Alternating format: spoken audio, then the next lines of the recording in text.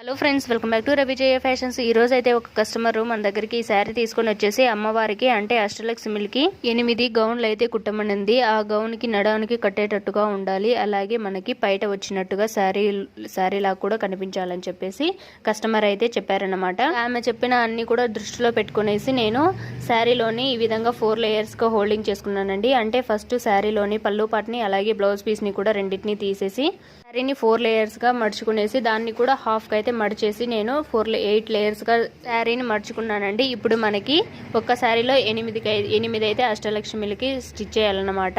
ఇంకా blouse piece అలాగే శారీలోని పళ్ళు క్లాత్ రెండింటిని కూడా నేను ఈ విధంగా నాడాలుగాను అలాగే అమ్మవారికి బయట వచ్చే విధంగా అయితే స్టిచ్ చేశానండి. ఈ వీడియో మీకు ఎలా అనిపించిందో తప్పకుండా నాకు కామెంట్ చేయండి. చూసారు కదా, 8 కూడా అన్ని ఒకే ఆల్తోటి మెజర్మెంట్ అన్ని కూడా కరెక్ట్ గా వచ్చాయండి.